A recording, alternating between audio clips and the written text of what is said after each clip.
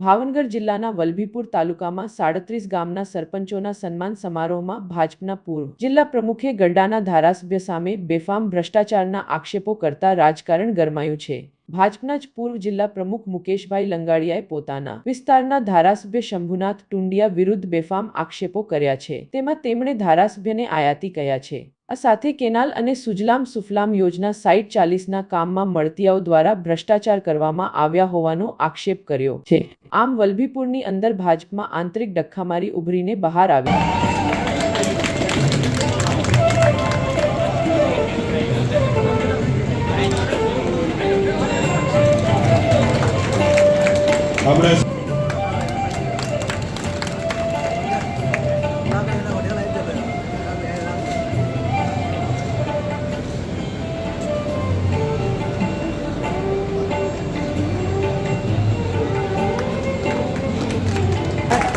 અને સૌ કાર્યકર્તા મિત્રોને અહીં જે આપણે ભોજન વ્યવસ્થા એટલે સૌ કાર્યકર્તાના સરપંચશ્રી ને વિનંતી કહું તેઓ મંચ ઉપર આવશે।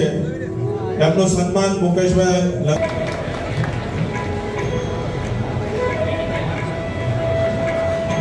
તો વીરુબેન લક્ષ્મણભાઈ ભાદાણી, આશાબેન દીપકભાઈ સોલંકી જેઓ બાલાપુરા ગામના વતની અને વલભીપુર તાલુકામાં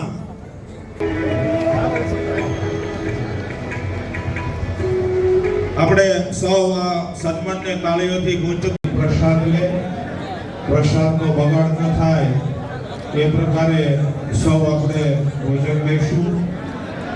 મોટા મોટી વાત આના માટે પણ કરેલું જોઈએ ભાઈ કે સરપંચીઓ લે ને અને જે સરકારની ગ્રાન્ટ રહી ને એ કોઈ એમ કે ને માયનો લાલ કે તને હું ગ્રાન્ટ નહીં આપું તો તાકાત નથી કે આ સરપંચોને કોઈ ગ્રાન્ટ ગ્રાન્ટ કે કોઈના બાપની ગ્રાન્ટ છે। ગ્રાન્ટ રે નિયમિત મળવી જ જોઈએ, ગામના વિકાસ માટે મળવી જ જોઈએ। ગુજરાત સરકાર અને ભારત સરકારનો નિર્ણય છે, નરેન્દ્ર મોદી સાહેબની એમ છે કે ગામનો વિકાસ થાય। નરેન્દ્રભાઈ મોદીનું સૂત્ર છે સેવા ઈ સંગઠન। આ નરેન્દ્રભાઈની જે વિચારધારા છે ને એને જન જન સુધી પહોંચાડવાનું કામ અમે કરી રહ્યા છીએ। અને ઘણા સરપંચો આર્થિક અડચણના હિસાબે કોઈ કોન્ટ્રાક્ટરને કામ આપી દેતા હોય છે। સરપંચને થોડું એમ હોય છે કે હું કામ કરું પણ એની પાસે આર્થિક વ્યવસ્થા હોતી નથી। નો છૂટકે બીજા કોઈ કોન્ટ્રાક્ટર હોય ને કે ભાઈ તું કામ કરી નાખ। આ વિરોધનો કાર્યક્રમ છે જ નહીં। આ સેવાય સંગઠન અમારું એક ગ્રુપ ચાલે છે તાલુકાનું અને અમે વર્ષોથી આમાં કામ બધા કરી રહ્યા છીએ।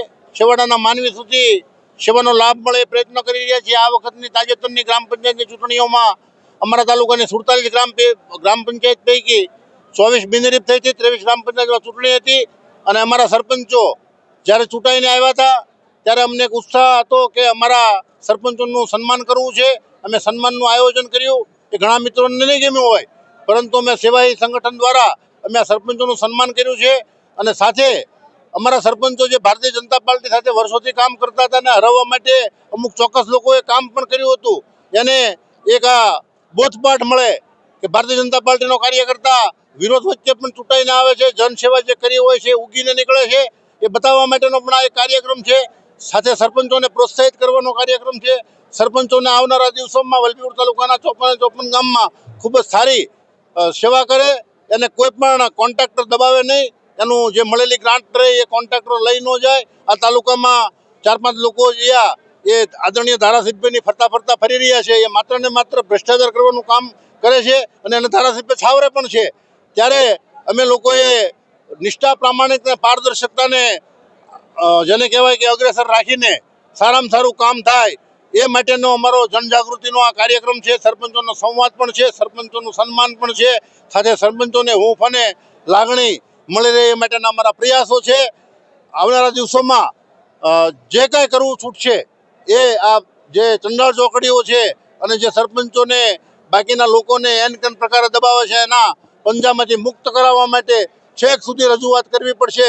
તો એના માટે વલભીપુર તાલુકો કટિબદ્ધ આજે બન્યો છે અને આવનારા દિવસોમાં 1000થી 1500 લોકો સાથે ગાંધીનગર કૂચ કરીને અમે બધી જ વાતો રહી એ વિસ્તારની વાતો અમે મૂકવા જવાના છીએ.